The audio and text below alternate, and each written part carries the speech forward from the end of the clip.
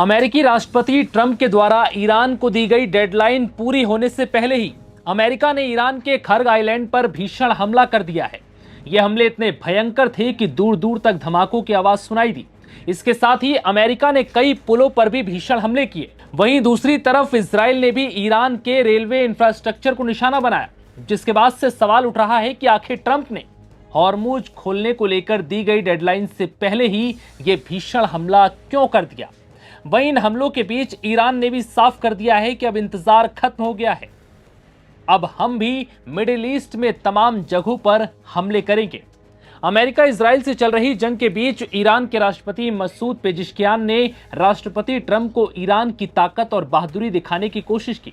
मंगलवार को मसूद पेजिशकियान ने कहा कि इस जंग में मैं भी कुर्बानी देने के लिए तैयार हूं। इतना ही नहीं, इसके साथ ही करीब 1,40,00,000 ईरानी इस जंग में शहादत के लिए तैयार हैं।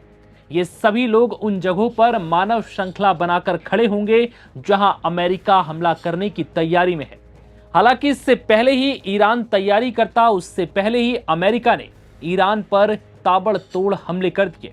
वहीं ईरानी राष्ट्रपति पेजिशकियान की टिप्पणी ट्रंप की ईरान को दी गई डेडलाइन के खत्म होने से ठीक पहले आई, जिसमें हॉर्मुज स्ट्रेट न खोलने पर ईरान के पावर प्लांट्स और पुल को तबाह करने की बात कही गई। हालांकि अमेरिका ने डेडलाइन खत्म होने से पहले ही ईरान के खार्गद्वीप पर हमला कर दिया, जहां से उसका 90% तेल निर्यात होता है। यह हमला इतना भीषण था कि इसकी आवाज बेहद दूर तक सुनाई दी गई। जंग के बीच अपनी एक पोस्ट में ईरानी राष्ट्रपति पेजिशकियान ने लिखा, 1,40,00,000 से ज्यादा ईरानी लोग इस जंग के बीच अपनी जान देने को तैयार हैं। इतना ही नहीं, मैं भी अपनी जान देने के लिए तैयार हूं, अब भी हूं और आगे भी रहूंगा। दरअसल अमेरिकी राष्ट्रपति ट्रंप ने ईरान को चेतावनी दी है कि अगर उसने शर्त नहीं मानी तो वो ईरान के पावर प्लांट्स यानी कि बिजली संयंत्रों और पुलों, ब्रिजों को निशाना बनाएगा, जिससे ईरान को बहुत बड़ा झटका लगेगा। पूरा ईरान अंधेरे में डूब जाएगा।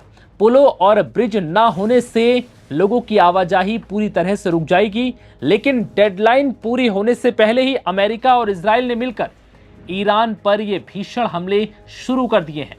ऐसे में अब कई ईरानी लोग अपने पावर प्लांट्स और पुलों को बचाने के लिए सड़कों पर उतर आए हैं और मानव श्रृंखला बनाकर ऐसी जगहों को बचाने की कोशिश कर रहे हैं। हालांकि युद्ध के नियमों के मुताबिक कोई भी देश युद्ध में आम नागरिकों को निशाना नहीं बना सकता। ऐसे में ईरान को लगता है कि अगर ईरानी इस तरह से उन संसाधनों को मानव श्रृंखला बनाकर घेर लेंगे तो अमेरिका इन पर हमले नहीं करेगा और मजबूरन उन्हें इन ठिकानों को छोड़ना होगा। लेकिन इस बीच अमेरिका ने डेडलाइन पूरी होने से पहले ही ईरान के मुख्य ठिकानों पर यह भीषण हमले कर दिए। ईरान ट्रंप की धमकी के बावजूद हॉर्मुज स्ट्रेट को पूरी तरह से खोलने को तैयार नहीं है। इसी वजह से ईरान के एक मंत्री ने ईरानी लोगों से मानव श्रृंखला बनाने की अपील की है, जिससे कि अपने संसाधनों को किसी भी हाल में बचाया जा सके। इसके लिए ईरानी मंत्री ने सभी युवाओं, एथलीटों, कलाकारों, छात्रों और उनके प्रोफेसर से पावर प्लांट के चारों ओर मानव श्रृंखला बनाने को कहा है। हालांकि अमेरिका ने ईरान में डेडलाइन से पहले ही ये ताबड़तोड़ हमले शुरू कर दिए हैं, जिससे ईरान के मानव श्रृंखला बनाने वाले प्लान पर पानी फिर चुका है। हालांकि अमेरिका ने अब तक ईरान के पावर प्लांट पर हमला नहीं किया है, लेकिन जब तक ये वीडियो रिकॉर्ड हो रहा है तब तक, हालांकि अब कुछ ही घंटों में ऐसा लग रहा है कि अमेरिका जल्द ही ईरान के पावर प्लांट को भी निशाना बना सकता है। ऐसा पहली बार नहीं है कि ईरान में इस तरह का कदम उठाया जा रहा हो। इससे पहले भी पश्चिम के साथ बढ़ते तनाव के वक्त न्यूक्लियर साइट के चारों ओर ह्यूमन चेन बनाई गई थी। साल 2005-6 में ऐसा हुआ था।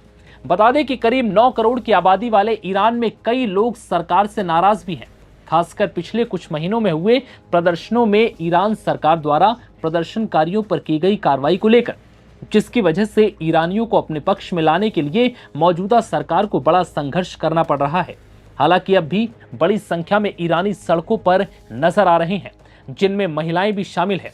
ईरानी राष्ट्रपति ने जनता से अपील की है कि दुश्मनों को अपनी जमीन पर युद्ध छेड़ने ना दिया जाए और इसके लिए हर हाल में तैयार रहें। राष्ट्रपति ने स्पष्ट किया है कि अगर अमेरिका ने ईरान के बुनियादी ढांचों को नुकसान पहुंचाया तो ईरान इसका बहुत कड़ा और निर्णायक जवाब देगा। इस रिपोर्ट में फिलहाल इतना ही।